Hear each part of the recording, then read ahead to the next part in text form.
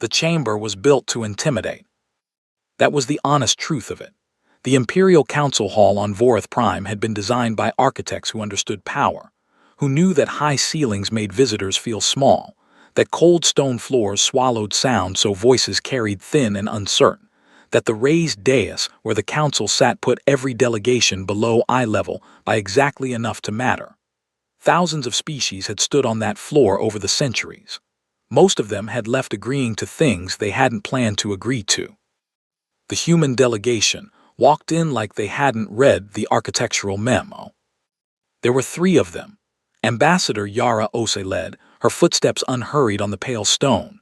She was a small woman by human standards, compact, dark-skinned, with close-cropped hair going silver at the temples. She carried no weapon visible to any scanner in the room. She carried no entourage. Just 2 aides at her back, both younger, both wearing the same calm expression she wore, as if they had all agreed on it before walking through the door.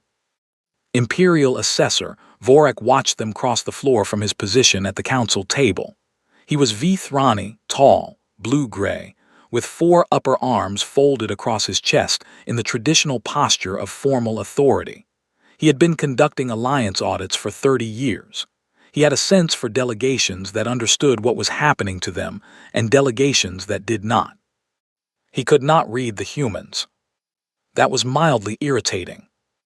The session opened with the standard formalities: planetary designation, alliance tier confirmation, years of membership.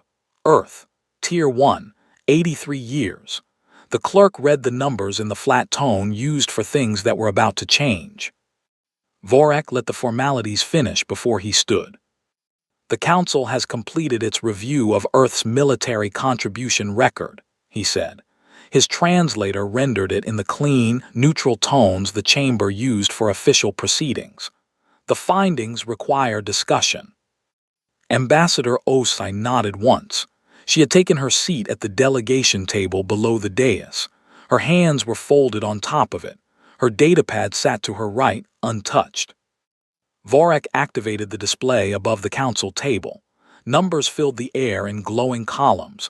Human performance metrics from joint operations spanning 4 decades, physical endurance scores, reaction time indices, wound recovery rates, comparative lethality assessments measured against 17 other Tier 1 species.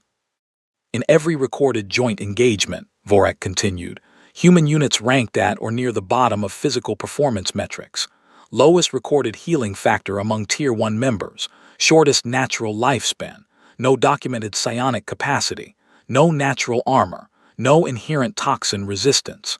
He paused for the numbers to settle into the room. The Council does not question Earth's dedication to the Alliance. The question is one of genuine military utility. One of the other Council members, Assessor Dreen, a Salhari with pale eyes, leaned forward. We have also noted that in 41 joint operations, human units were never deployed to primary engagement zones, only secondary support and auxiliary functions. That is consistent with the record, Vorak confirmed. He looked at Yara. She was looking at the numbers in the air above her. Her expression had not changed since she walked in. The motion before the Council, Vorak said, is to reclassify Earth's alliance standing from Tier 1 to Tier 3 observer status. This would reflect the practical realities of the contribution data and allow the Council to allocate Tier 1 resources to members better positioned to carry them. He waited for the protest. They always protested here. Yara reached out and picked up her datapad. She looked at it for a moment. Then she set it back down. Assessor Vorak, she said. Her voice was even. Not loud, not soft, just placed in the room with the confidence of someone who had never worried about being heard. Can I ask a procedural question before we go further? You may. The contribution data you're referencing, the performance metrics, the deployment records, the engagement outcomes, where did that data originate? Vorak glanced at the clerk. Standard submission. Earth filed its military contribution reports through the Alliance Documentation Protocol. Every member does. Right, Yara said, so the data came from us. A small silence. That is correct. Yara nodded slowly, as if confirming something she already knew. And the units referenced in those reports, the ones in the joint operations, the ones with the low physical metrics and the auxiliary roles, she paused. Did anyone on the Council verify their classification within Earth's military structure? Vorek's four arms shifted slightly. Classification verification is not standard protocol for contribution reports. I know, Yara said. She picked up her datapad again. This time she turned it over once in her hands, a small, idle movement. Then she set it down with a quiet click on the stone table. Those weren't our soldiers, she said. The words were not loud. They were not dramatic. She said them the way someone states a correction to a minor arithmetic error, patient, slightly apologetic for the inconvenience. The chamber went still. Assessor Dreen's pale eyes shifted. Two other council members exchanged a look. Vorek kept his expression arranged into the professionally neutral configuration he had spent 3 decades perfecting, but something behind it had gone very slightly wrong. I'm sorry, Dreen said. Units in your data, Yara said. She folded her hands again. They weren't soldiers, not in any classification that Earth's military uses for that word. They were auxiliary reserve volunteers, civilian adjacent, people with basic training who agreed to participate in joint operations because the Alliance asked for bodies and we provided them. She tilted her head a fraction. We gave you exactly what the documentation protocol asked for, contribution units. We contributed units. You're saying, Vorek began.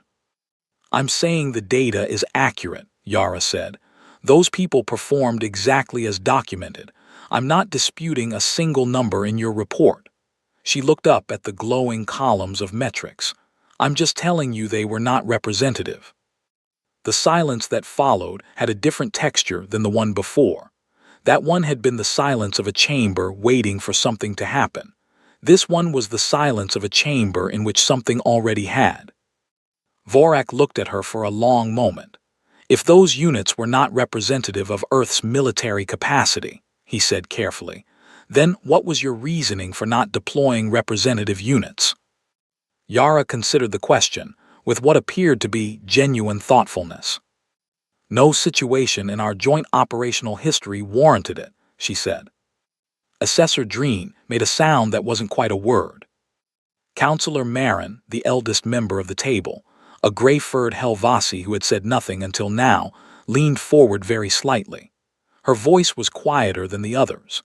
Ambassador, are you telling this council that in 83 years of Alliance membership, across 41 joint operations, Earth never once encountered a situation it considered serious enough to deploy its actual military? Yara looked at her.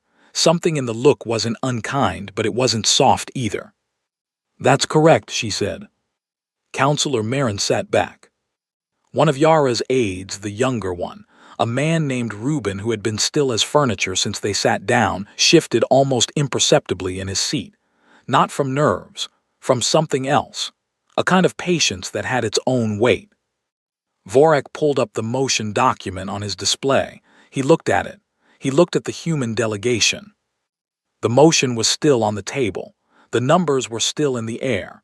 Nothing had technically changed in the procedural sense. But the room had changed. The council will require time to consider your statement, Vorek said finally. The words came out more carefully than he intended. Of course, Yara said. She picked up her datapad and stood.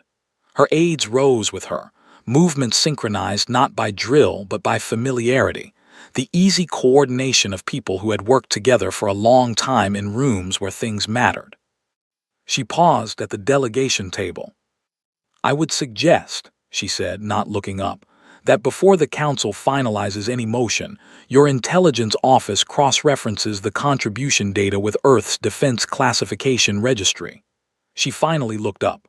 Not because I'm requesting it, just because it will save time later. She nodded once to the council. Then she walked out, the same unhurried pace she had walked in with, her footsteps quiet on the stone. Her two aides at her back. The chamber sat in the silence she left behind.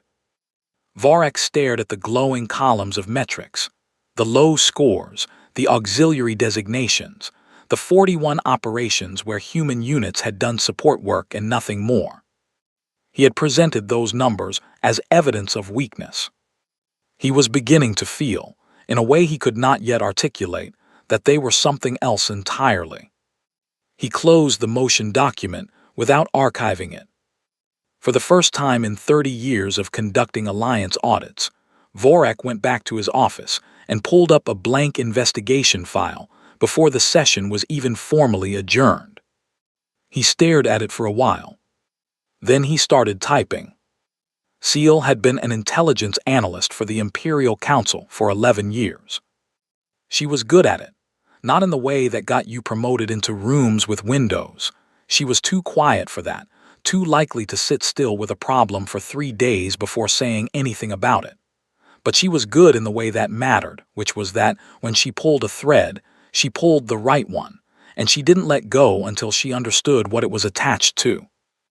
Vorek had assigned her the Earth cross-reference at the end of the session, a formality, he'd said, background verification before the council resumed deliberations, standard due diligence.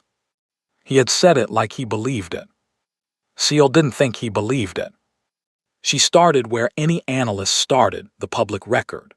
Earth's formal contribution reports to the Alliance, 83 years of them, filed in clean quarterly intervals with the kind of bureaucratic consistency that said whoever was managing the documentation had been doing it for a very long time and had no intention of making it interesting. The reports were accurate. She checked them against 3 independent data streams and they held. The units were real. The personnel numbers matched. The performance metrics were recorded honestly, in some cases worse than what the Council's own observers had noted, which meant Earth wasn't inflating anything. They were submitting numbers that made themselves look unremarkable, and those numbers were real. She pulled the classification registry Yara had mentioned. That was where the first thing happened. The contribution units, the auxiliary reserve volunteers and the joint operation reports sat in a classification bracket that Seal had to look up. She wasn't familiar with the designation. When she found it, she read the definition twice. Civilian-trained auxiliary reserve, non-active, no operational clearance, equivalent to what the Empire called a civic emergency corps, people with basic training maintained for infrastructure protection and disaster response. Not combat units, not even close. She sat with that for a moment. Then she pulled Earth's active military registry, which was partially accessible through the Alliance documentation protocol. Not the full record, that was behind a closed classification wall, but the structural index, the tier designations, the size estimates. The auxiliary reserve that had participated in 41 joint operations represented, by the structural index, approximately 4% of Earth's total documented military personnel. Seal read that number again.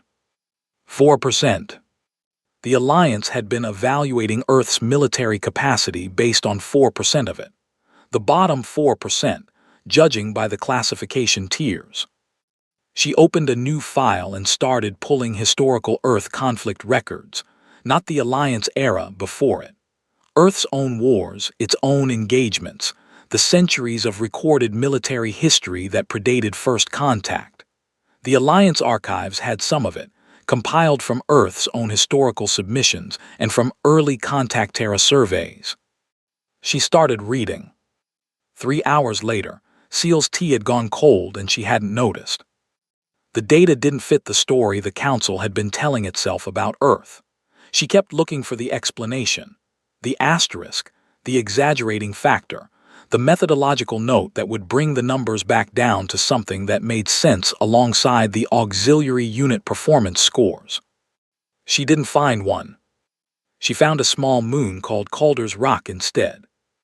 It was in the outer record, a contested sovereignty dispute 212 years ago, before Earth joined the Alliance, between human colonists and a species called the Keth who no longer existed as a political entity. The Keth had wanted the moon. The humans had been there first. Standard territorial friction, the kind that happened in the outer systems every few decades. Except the record didn't go the standard way. The Keth had committed a full military division, approximately 12,000 soldiers, to take Calder's Rock. It was a moon. It had about 800 human colonists and a garrison of somewhere between 1 and 200 soldiers. The record was unclear on the exact number. The Keth assumed it would take a week. It took 11 years. 11 years of rotating Keth forces, resupply missions, new commanders, tactical revisions, orbital bombardment attempts that kept getting answered by things the Keth apparently hadn't predicted. The colonial garrison took casualties, significant ones. The numbers in the record showed a human force that should have been ground down to nothing within months. It wasn't. On year 11, the Keth commander filed a report recommending withdrawal. The report cited unsustainable attrition ratios and engagement patterns inconsistent with projected human military capacity. The Keth pulled out. The moon remained human. The Keth eventually stopped being a political entity for reasons the historical record attributed to other factors, but Seal noticed that their military confidence had never quite recovered from Calder's Rock. The references were oblique, but they were there. She flagged the file, then kept pulling. She found 14 more in the next 4 hours. Different eras, different opponents, different scales. A siege here, a contested route there, an engagement on a frozen planet that had no strategic value except that humans had been on it and refused to leave. The pattern was not one of a species that won through overwhelming force. It was a species that absorbed cost in ways that didn't make sense and kept functioning anyway. It wore things down. It outlasted things that should have outlasted it. And in every case, the forces involved were small. Not the full weight of Earth's military. Small units, detachments. The kinds of numbers that said these weren't the main effort. These were the ones someone sent because the situation needed a body and a gun, not because anyone expected them to do what they did. Seal sat back. She was thinking about the auxiliary reserve units, the 4% at the bottom, the ones that had participated in 41 joint operations and logged mediocre numbers while never being asked to do anything important. She was thinking about what the data looked like on the other 96%. She didn't have access to that data. It was behind the closed classification wall. Earth had never submitted it, which meant the Alliance had never asked for it. Which meant for 83 years, the Council had been assessing Earth's military value based on the equivalent of asking to see a species' clerks, and then deciding they weren't good fighters. Seal pressed her hands flat on her desk. She thought about the way Yara Osai had set down her data pad in the Council chamber, the small click of it on stone, the folded hands, the patience that didn't look like patience, that looked like someone waiting for a conclusion they already knew was coming. No situation warranted it. That's what she had said. 41 joint operations, 83 years, and not once had Earth looked at any of it and thought, this is serious enough.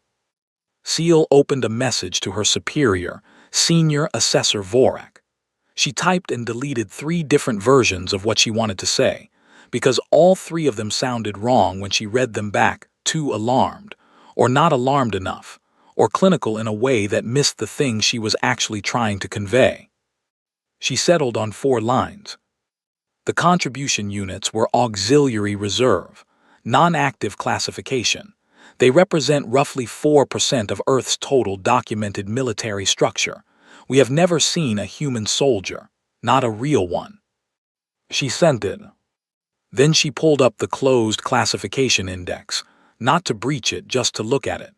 To look at how many entries were behind that wall, how many files Earth had submitted into sealed storage, accessible only by mutual consent, never requested. The index had a counter, just a number, no details, showing how many sealed documents existed in Earth's restricted partition. Seal looked at the number. She looked at it for a while. Then she closed the index, opened her message history, and stared at the 4 lines she had sent to Vorak until she heard back from him 12 minutes later. His message was 2 words: keep pulling. She kept pulling. By the time the building's overnight lights shifted to low, Seal had built a picture that she kept turning over in her mind, looking for the angle that made it less significant. She couldn't find one. Somewhere on Earth, there were soldiers that no one in the galaxy had ever seen, not in 83 years of alliance, not in any joint operation, not in any engagement large enough to make the public record in a way that connected to a human flag. They existed behind a wall Earth had built quietly, over decades, while attending council meetings and filing paperwork and nodding along to assessors who told them their metrics were disappointing. Seal thought about Calder's Rock again: 800 colonists, 200 soldiers. 11 years. And those weren't even the real ones. The Imperial High Council did not panic. That was important to them, the not panicking. They were the governing body of a civilization that spanned 400 star systems and had maintained order across species that could not agree on the correct number of limbs a person should have. Panic was for lesser institutions. What they did instead was call a closed session and speak very quietly for a long time. Vorak presented Seal's findings in full. He walked through the auxiliary classification, the 4% figure, the Calder's Rock record, and the 14 other historical engagements that Seal had flagged. He presented them without editorial, the way a doctor reads a scan result to a patient before the conversation about what it means. The room was quiet in a way that had weight to it. Counselor Marin was the first to speak. She asked the question everyone was sitting on: what is behind the classification wall? Earth has not authorized access, Vorak said. We haven't requested it, Dreen said. We are requesting it now, said Counselor Marin. The formal request went out within the hour. Alliance protocol required a response within 10 standard days. Earth acknowledged receipt of the request in 4 minutes, which was itself a small, notable thing, because 4 minutes meant someone had been waiting for it. The response to the actual request came 3 days later. Earth submitted 1 file. 1. The accompanying note from Ambassador Osai was brief. In the interest of the Council's ongoing review, Earth is providing access to 1 declassified operational record. We believe it will address the Council's immediate questions. Vorak stared at the note for a moment, then he opened the file. It was called the Meridian Protocol. The operation had taken place 42 years ago. A contested transit corridor in the outer systems, no alien observers, no joint operation framework, a purely human engagement against a hostile force that the record identified only as the Veskari Collective. The Veskari did not appear in current Alliance records. Vorak checked. They were not a member species, not a recognized political entity, not listed in any active diplomatic registry. He made a note to find out what had happened to the Veskari Collective. He kept reading. The engagement parameters were, on their face, unremarkable. A human unit had been cut off from extraction during a retreat. Standard military misfortune. The kind of thing that happened to everyone. The unit was designated Meridian Team, 12 personnel. The hostile force surrounding them numbered in the thousands. The record listed 4,200 Veskari combatants in the engagement zone, with more in supporting positions beyond the immediate perimeter. 12 humans. Surrounded. 0 viable extraction window. Vorak passed the file to the Council's War Analysis Division and told them to review it completely before the next session. He didn't tell them what was in it. He wanted clean reactions. He got them. The analysis team came back in 3 days. They requested a second review period. Vorak gave it to them. They came back again and asked for a meeting rather than filing a written report. That was the moment Vorak understood the file was real. The analysts sat around the table and walked through it section by section. The 12 Meridian personnel had held their position for 19 days. Not defensively. They had fortified, yes, but they had also conducted 18 separate offensive operations during those 19 days. Raids, disruptions, elimination of command assets in the surrounding force. Actions that a surrounded unit with zero extraction window had no strategic reason to conduct unless the goal was not survival. Unless the goal was something else. On day 19, the Meridian team had counterattacked. The analysts used the word counterattacked, and then sat quietly while Vorak absorbed what that meant for a team of 12 surrounded by 4,000. 9 of the 12 walked out of the engagement zone, moving through former enemy territory, unimpeded. Every Veskari combatant in the theater was accounted for in the casualty records. All of them. The room was very quiet for a while. One analyst, a young Helvasi named Torin who had studied military history for 20 years, said that he had reviewed the engagement pattern, and the only comparable operational behavior in his database was a category of warfare that most species used for large-scale theater operations: coordinated multi-vector assault, systematic priority targeting, force multiplication through psychological disruption. 12 people, he said, had conducted a theater-level campaign. Were they enhanced? Counselor Dreen asked at the session. Technological augmentation, external support. Vorak had checked. Standard issue equipment consistent with the era, no augmentation recorded. Could the record be fabricated? We ran verification against 3 independent data authentication systems, Vorak said. The record is original, unaltered. Marin had her hands folded on the table. She had a stillness about her that Vorak associated with people who had already moved past the question everyone else was still asking. What were the psychological assessment reports from the Meridian team post-engagement? Vorak pulled them. He had read them the night before and had not slept well. They are, he paused, clinical. The team filed standard after-action reports, detailed, accurate, methodical. They noted casualties on their side. They documented objectives met. They flagged items for equipment improvement. He looked at the table.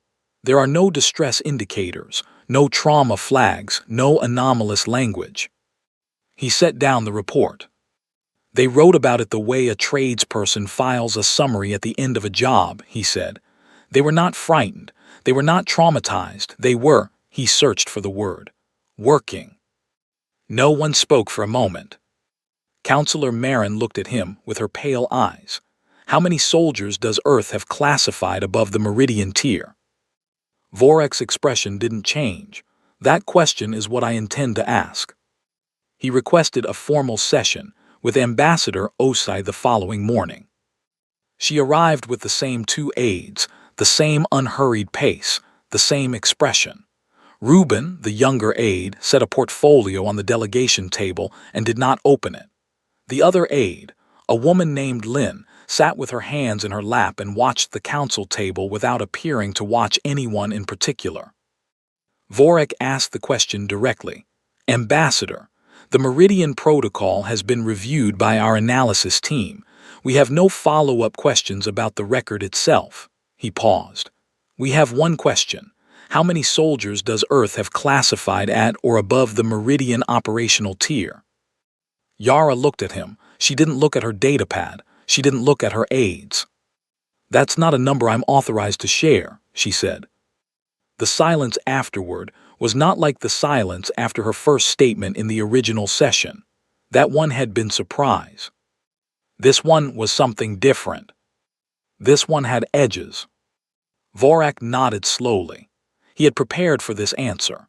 He had not been prepared for how it would feel to receive it, the understanding, arriving fully formed and unwanted, that Earth was not refusing because the number was embarrassing or strategically sensitive in a conventional way. Earth was declining to share it because sharing it would change something that couldn't be changed back. I understand, he said. Yara held his gaze for a moment. Then she nodded once, the same small, precise nod she had given the council at the end of the first session. She stood, her aide stood with her. At the door she paused. She didn't turn around. The Meridian team's personnel files are included in the protocol document, she said. If your analysts want to read them, the personal histories, the backgrounds, the enlistment records there in the appendix. A pause. They volunteered for that mission, all 12 of them. She left. Vorex sat at the council table after the chamber emptied. He thought about 12 people who had volunteered to be surrounded by 4,000, who had spent 19 days in a position with no extraction window conducting offensive operations, who had written their after-action reports in the calm language of people doing a job they understood. He thought about the classified wall behind which Earth's full military record sat, undisturbed, in a partition no one had ever thought to ask about. 9 walked out.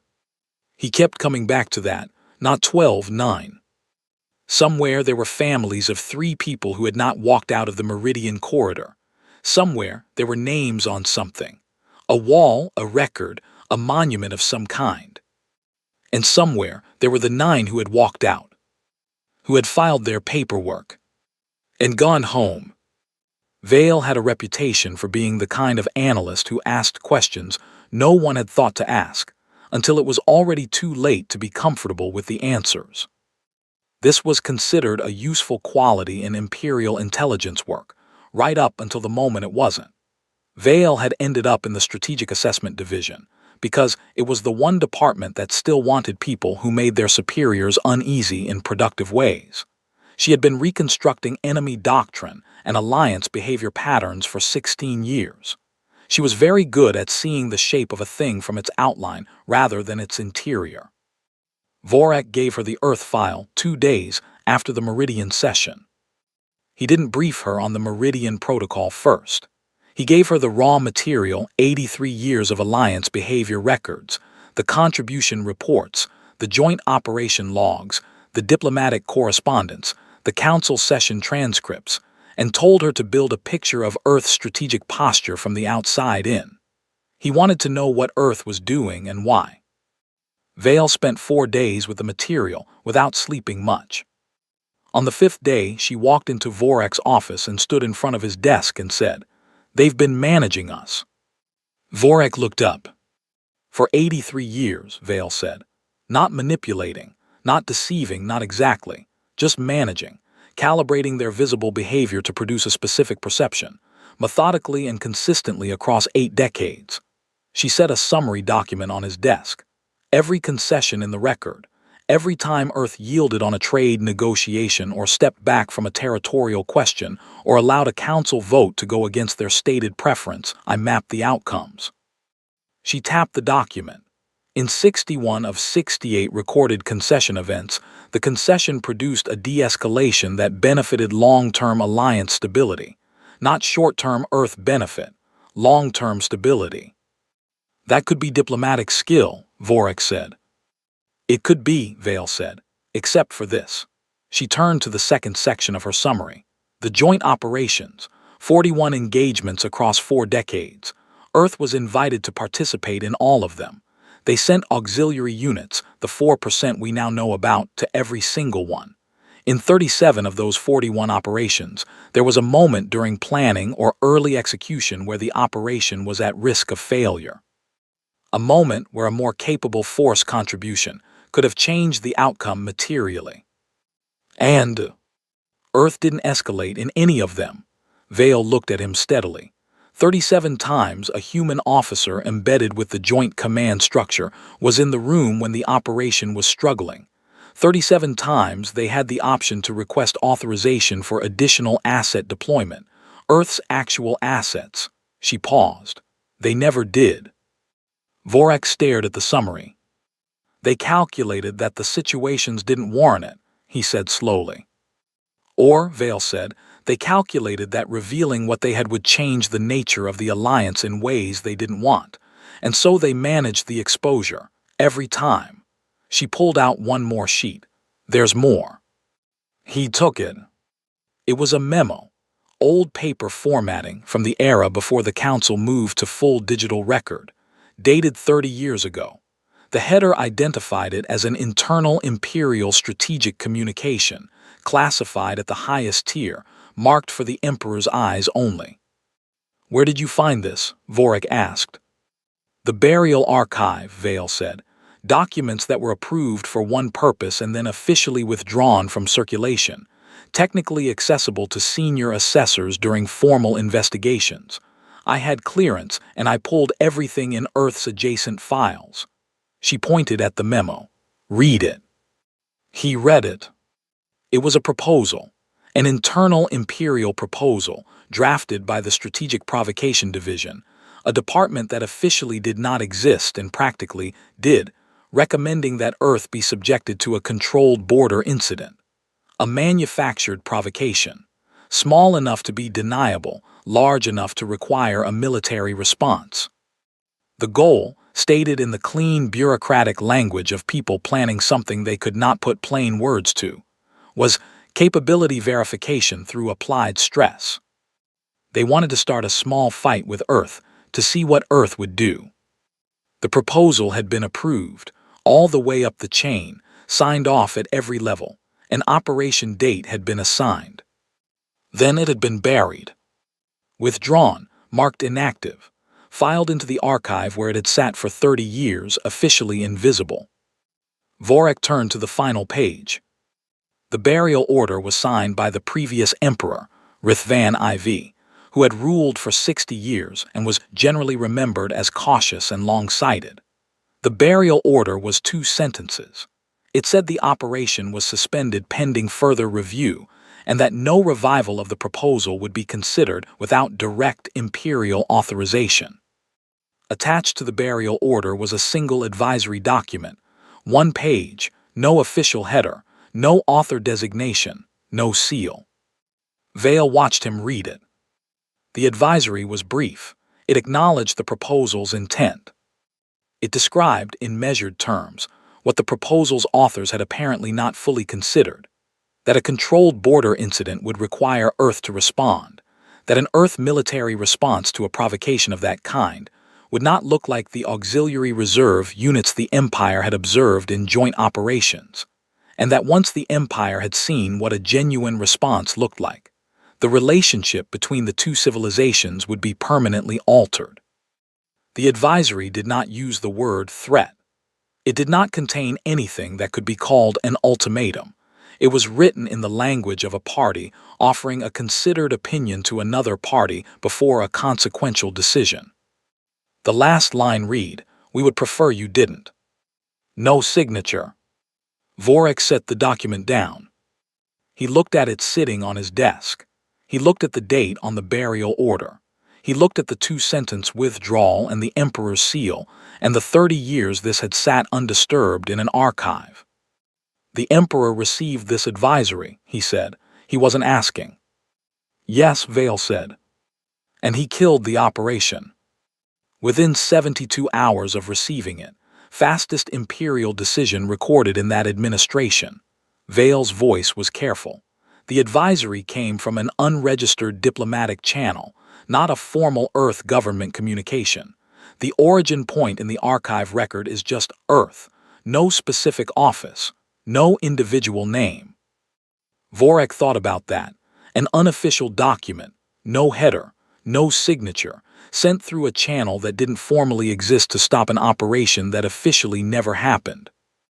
And an emperor who had ruled for 60 years and presumably understood power had read it and buried the operation in 72 hours. He was frightened, Vorik said. Vale didn't answer that directly. He was informed, she said. The advisory didn't threaten, it described. It laid out what would happen in plain language and expressed a preference. She paused. Rithvan IV was not easily frightened. His record is full of decisions that required nerve. She picked up her summary documents from the desk. He read 1 page from an unsigned source and made the fastest decision of his administration. Vorik looked at the wall of his office for a moment. He was thinking about 8 decades of concessions that weren't weakness. 41 joint operations where Earth had sent the wrong units on purpose.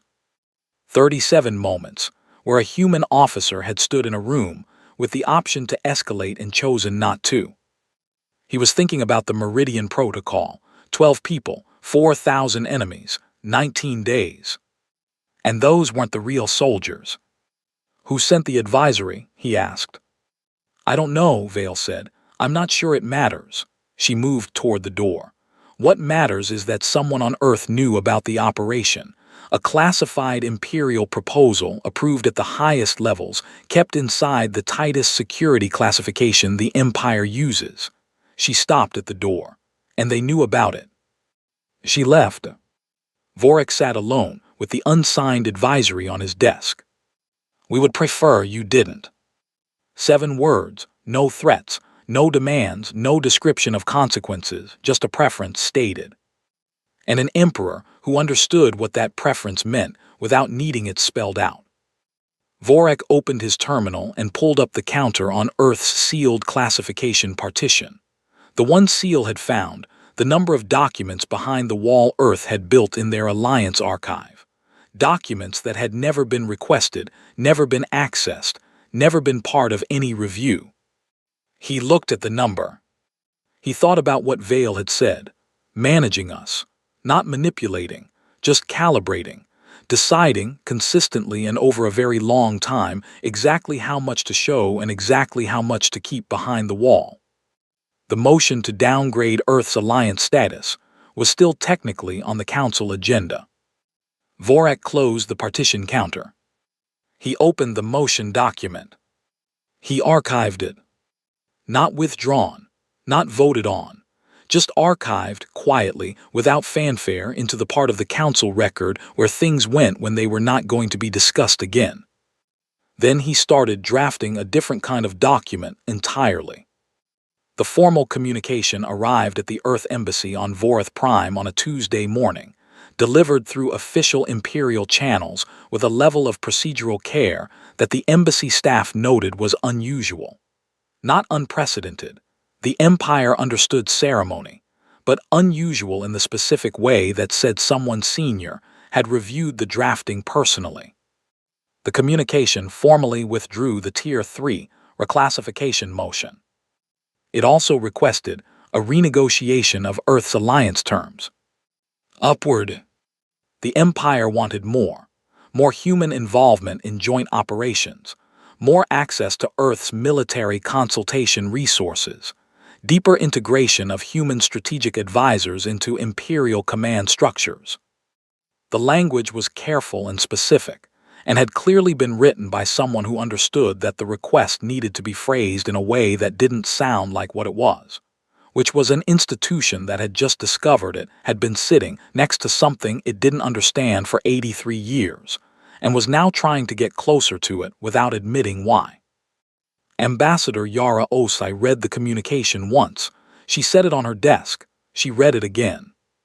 Then she sent one message to Earth. They've asked, what do we want to tell them? The reply came back in 6 hours. Come home, we'll talk. She left for Earth the next morning. The building where the consultation took place was not what anyone who had spent time in Imperial architecture would have expected from a civilization that apparently contained the Meridian Protocol. It was old, low-ceilinged, on the edge of a coastal city, with windows that looked out at gray water under a gray sky. There were no guards at the door, or rather, there were no guards that were visible, which was a different thing. The room held a long table and 8 people. None of them wore uniforms. This was the part that always surprised people who met them for the first time, the absence of uniforms. The people in this room did not need to perform authority. They had stopped needing that a long time ago. Yara sat at the table and put the Imperial communication in the center of it. An older man named Adiz, who had the kind of stillness that came from having been in too many rooms where things went wrong, picked it up and read it. He passed it left without comment. It went around the table. They want in, said a woman named Tors. She was the youngest person there by about 20 years. She said it without judgment, just as an observation about what the document contained. They want to feel safe, said a man named Chukwu. He had the slightly distracted manner of someone whose mind was always running a few steps ahead of the conversation. Which is different? Is it achievable? Adiz asked. It was directed at the room generally. Silence for a moment. Not by showing them more, said Lin, Yara's aide, who had been in every council session and had said nothing in any of them until now. Every time we show them more, they recalibrate and the threshold moves. We could spend 50 years revealing capability in controlled increments, and they'd spend all 50 years in a low-grade state of existential anxiety. That's not safe. That's managed fear. We've been managing it for 80 years, Tor said. We've been managing our exposure, Lin said. That's different. We weren't managing their fear. They didn't know enough to be afraid. They know now, Yara said. Everyone looked at her. The Meridian file changed things, she said. They were never going to stay comfortable with the auxiliary unit story once they started pulling real records. Meridian was the minimum we could give them that was honest. She looked at the communication in the center of the table. They're not asking for more data. They're asking for relationship. They want to know where they stand with us. Adiz looked at the gray water through the window for a moment. And where do they stand with us? The question sat on the table. It was the real question. Not strategy, not protocol, not what to show and what to keep behind the wall. The actual question underneath all the others. Chukwu leaned forward. We joined the alliance because the galaxy is large and even we don't know everything that's in it. We've maintained the alliance because the relationships are real, even when the power dynamics are uncomfortable. The Empire has, he paused. They've been arrogant. They have historically treated smaller species badly. They designed a chamber to make everyone feel small. He picked up the communication. This document is written by people who have recently had an experience that has made them think differently. That is valuable. Or they want to get close enough to understand what they're dealing with, Tors said. Not an accusation, just the other reading. Both can be true, Yara said. She reached into her portfolio and put a second document on the table. She had drafted it on the flight home, revised it 3 times, and had left the ending open because she wanted the room to close it. I want to send them this instead, she said. They read it. It was not a capability disclosure. It contained no new data, no military records, no access to the classification wall. It was a behavioral document, 2 sections, simply written in language that any council member could read without a translator's intermediary layer softening the meaning. The first section was a list of commitments, things Earth would do as an alliance member. Honest things, substantive things, some of them more than the Empire had expected to receive. Consultation access, strategic advisory integration, a new joint operations framework built around genuine capability rather than auxiliary theater. The second section was different. It was short, 3 items. Each one described a condition, a type of action, a category of behavior, and stated plainly that if that condition was met, Earth's current posture within the alliance would change. Not a threat. There were no consequences described. No response actions listed, just, if this happens, things will be different. The room read it quietly. Tors looked up first. The third item, she said. Yes, Yara said. They've already done it once, 30 years ago. They buried it, Yara said. Someone in that administration understood what the third item meant without being told. I want the current administration to understand it explicitly, so there's no confusion the next time someone writes a proposal. Adiz set his copy down. This is a remarkable document, he said. There was something careful in his voice. It is almost entirely an offer. It is generous in relative terms. Almost entirely, Tors said. The second section is not an offer, Adiz said. No, Yara said, it's not. He looked at her. Do you think they'll understand it? Vorek will, she said. She thought about the assessor in the chamber. The professional neutrality that had slipped, just slightly, in the moment after she said asterisk those weren't our soldiers asterisk. The man was not stupid. He was not unintelligent or incurious. He had looked at the Meridian file with the eyes of someone who wanted to understand rather than someone who wanted to dismiss. He'll read it correctly. Adiz picked it up again, looked at the second section one more time. "Send it," he said. The document arrived at the Imperial Council 3 days later. Vorak read it at his desk at the end of a session day when the building was mostly empty. He read the first section carefully, noting the specifics, the genuine substance of what was being offered. He recognized that this was more than the Empire had asked for in some respects. He understood that it was being offered freely, which was its own kind of signal. Then he read the second section. He read the 3 items. He sat with them for a long time. He did not look up the first item in the behavioral records. He understood it immediately. He did not need to look up the second item either. He had lived through the events it described. He had been a junior assessor at the time. He had filed reports on it. He turned to the third item. He read it. He sat back in his chair. His office was quiet.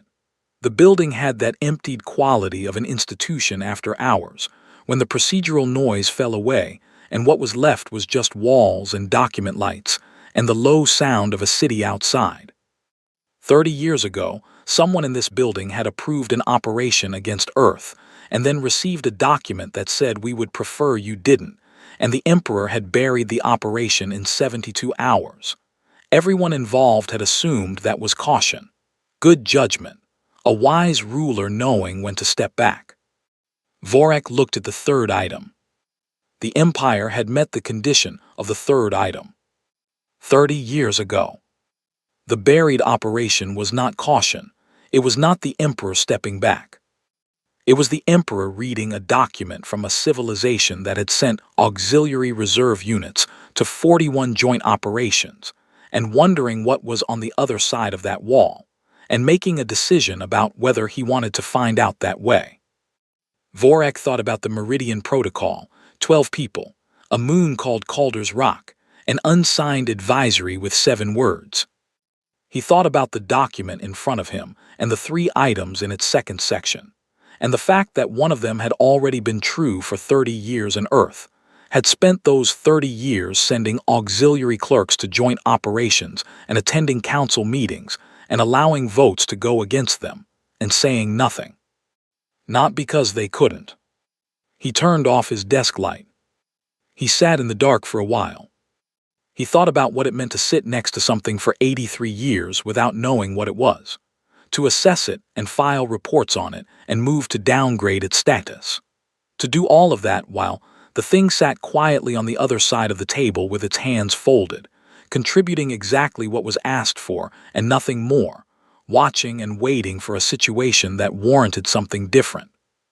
He thought about whether that situation had ever been close. He thought about the 3 items. He decided he did not want to know how close it had been. In the morning, he would bring the document to Councillor Marin and the full council, and they would discuss the first section in detail, because the first section was a genuine and substantial offer, and deserved a genuine and substantial response. He would make sure the second section was read in full. He would make sure they understood the difference between the 2 sections, what one was and what the other was. He would make sure they understood the third item in particular. But that was morning.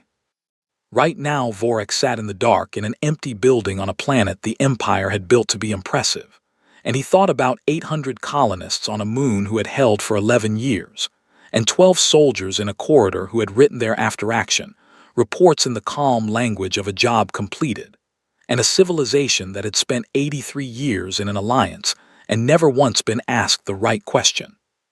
He did not sleep well that night. Not because the list was long, because it was short. 3 items, and the Empire had already done one of them.